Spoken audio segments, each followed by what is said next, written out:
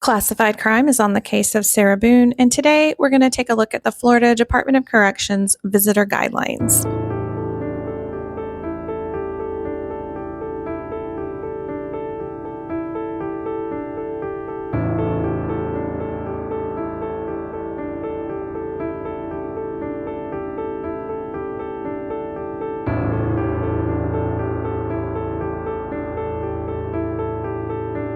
Now, I wanted to go over some of the visiting parameters. So these are the visitor guidelines for Florida DOC because a lot of people had kind of some questions. So applications have to be completed by everyone 12 years or older. And then they have the link for the application here, how to submit, how you get the decision. You have to complete the scheduling form prior to visiting each week. It is only available and must be completed between Monday 5 a.m. and Wednesday 5 p.m. So you have basically 3 complete weekdays to complete the scheduling form. So not only do you have to submit the application and get that approved, you also have to submit a scheduling form each week. No walk-up appointments will be accommodated without the scheduling form submission. So if you don't get it in by Wednesday 5 p.m., you cannot visit that week. Eligible visitation status for the inmate, they cannot have visitation suspended, and it's only by appointment. Contact classification is for inmates in close management, which Sarah is.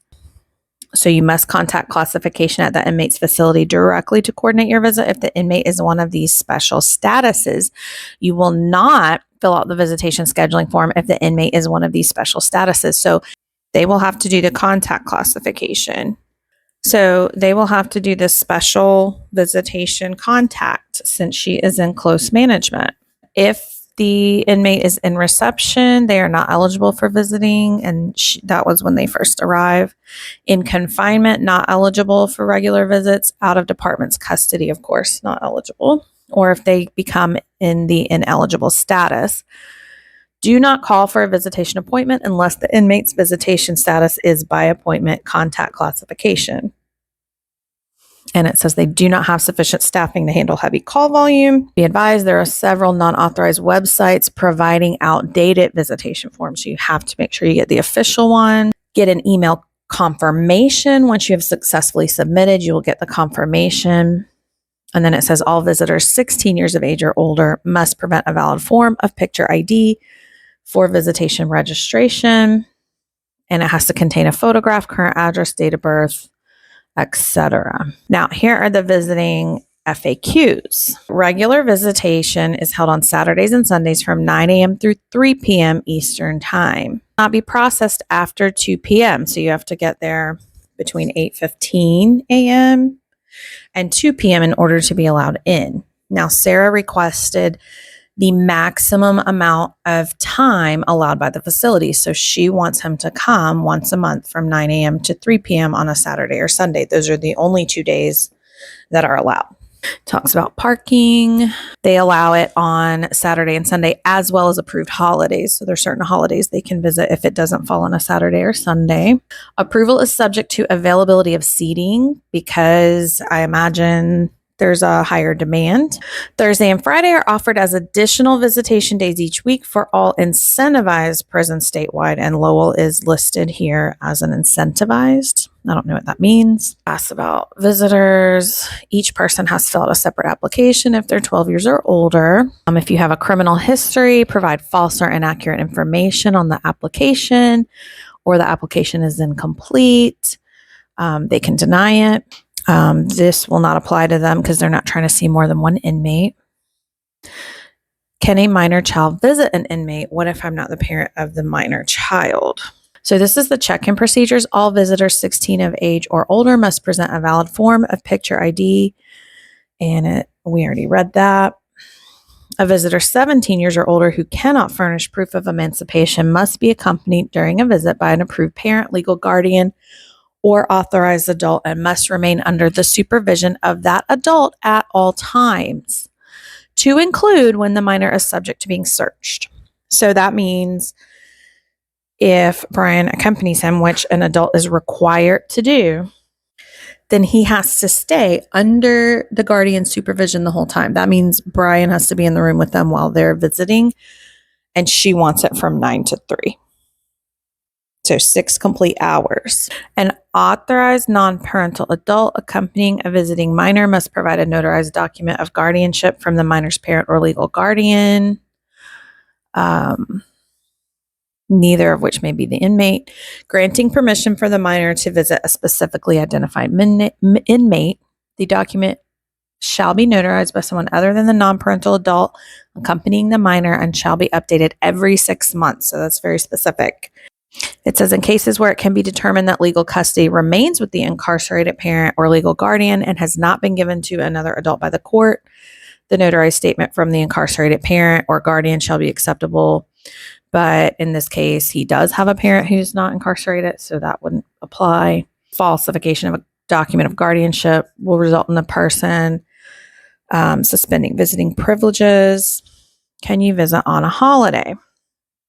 Here are the holidays that are permitted: New Year's, Martin Luther King Jr., Memorial Day, Independence Day, Labor Day, Veterans Day, Thanksgiving Day, and the Friday following Thanksgiving, Christmas Day, Mother's Day, and Father's Day. I don't think Brian should have to go there on Father's Day just because it's allowed. It says if any of the days listed in the paragraph fall on Saturday, the preceding Friday will be observed as the authorized visitation day. And if any of them fall on a Sunday, the following Monday. So they would have options for the Friday, Saturday, Sunday, or Saturday, Sunday, Monday if there's a holiday falling in the weekend. Can I give anything to the inmate? No, with the exception of foods purchased inside the visiting park. You may not exchange or give anything to the inmate. You may contact the on-duty warden to request a special exception to this rule. We know they're not pen pals, special visitation. Who has final authority on visitation? The warden has final approval or disapproval. Period. The end. Questions. Each visitor will be asked a series of questions. That is to ensure you, as the visitor or the minor child accompanying you, is not in violation of this Florida statute about contraband. Examples include cash, money, cell phones, drugs of any type, tobacco, and weapons. If you don't check it in with staff, don't bring it in. And if you violate that, it is a 3rd-degree felony. This is the clothing not permitted. If you care to read that, I don't think there will be a lot of issues in this situation. Baby items they won't need. There are vending machines or canteens. So you can bring out up to $50 in cash. Snacks and beverages must be consumed in the visiting area. And a vehicle key. But you can't bring keyless entry devices unless the duty warden determines the device is only means for the visitor to access the vehicle.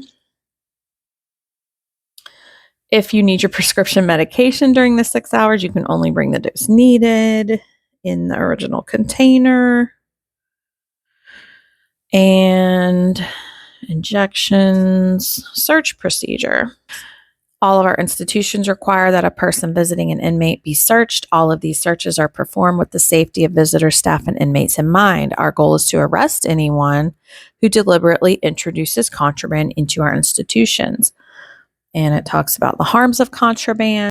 They have metal detection that they have to go through. And then it talks about having wire in an undergarment will subject you to a more enhanced search. Brian and his son probably won't have that issue. After the metal detection, you have a clothed pat search in a separate room by a member of the same sex. You'll be asked to remove all exterior clothing such as jackets, sweaters, scarves, and shoes. You may have to enter an area where a canine handler is present to detect drugs and cell phones. So you can't bring your cell phone in and they're going to just sit there for 6 hours and talk under the supervision of Brian. If you have to use the restroom, you will be subject to another pat search upon entering, exiting. And then it talks about who to contact if you have an issue with visitation. So those are kind of all the parameters around visitation.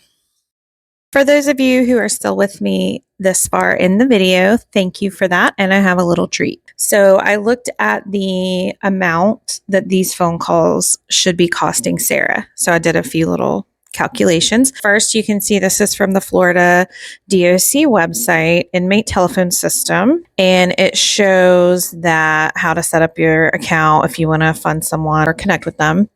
But what was interesting to me is the charges. So deposit fee per funding event for prepaid calls. So every time you fund the account, there's a minimum 99-cent charge fee just to add the money. And then the per minute rate is 13.5 cents per minute. If they want to leave a voicemail, incoming voicemails from friends and family, it's 13.5 cents per minute telephone rate, 13.5 cents. It says, are there any free communication options? Yes. Every inmate gets 2 free 5-minute phone calls per month. The free calls are applied to the first 2 calls made by the inmate at the time the free calls are provided. So earlier I just thought it was like free on the weekends or something. No, it's 2 free 5-minute calls per month. And so the first 2 calls the inmate makes at the beginning of the month are the free calls. So something interesting to go back and look and see who she called first each month for her 2 free calls. Call duration. So it says the previous contract they had, a different company had a 15-minute call limit. So now they can have calls up to 30 minutes in length. So that's why whenever it hits 30 minutes, the call ends. 30-minute waiting period between each completed call per inmate. So that's a little insight for us there. So if they complete a call, they have to wait half an hour. So that might be why she's not calling every 2 minutes when a call ends, because she can't. And other fees, there's a small fee per transaction. So I think that's the 99-cent. Fees can be reviewed prior to completing a transaction. This fee works much like any other bank fees and is only charged with a prepaid account. Collect calling has no deposit fee and is offered at the same per minute rate. So collect calling, whoever you're calling is paying the 13.5 cents per minute. So when we go back and look at Sarah's total amount of 87 hours, 5 minutes, and 6 seconds of talk time from the time she's been at Lowell in January until the end of May when this phone call log ended. So 87 hours times 60 minutes in an hour. So that's 5,220 minutes plus 5 more minutes. And if we multiply that times 0.135, phone calls have cost a total of $705.37.5 for 5 months of phone calls. So that just gives you kind of a ballpark for how much this is costing someone, not Sarah, someone. So let me know what you guys think about the visitor guidelines, the phone call calculations. Some of you may have seen that previously if you've been watching the phone call logs, but I just wanted to resurface that to kind of just put it all together with what she is requesting in her parenting plan that Brian to provide with the visitation and facilitating communication. So, of course, all of those phone calls weren't to her son and Brian. Other people were included in that, but that just gives you a ballpark of how much she has used as far as funding of phone calls in only 5 months. What are your thoughts on the requirements for submitting the applications, scheduling, the limited seating, the holidays they're allowed to visit, the holiday schedule? Do you think Sarah's going to want them to come if a holiday falls near a weekend, both on the weekend and the following day? Let me know what you guys think. I want to thank you all so much for watching and for all your support of my channel. Thank you to those of you who are consistently watching, commenting, liking the videos. I do appreciate that so much, and that will continue to pop my videos up in your feed. You can also turn on your notifications If you don't want to miss any videos from my channel, please consider clicking the Buy Me a Coffee link in the description of my channel if you are able. I also have a Snoopy Detective Dog and Classified Crime coffee mug linked in my store, so check that out. I will be adding more merchandise soon. And thank you guys so much, as always, for all your support. I'll see you in the comments.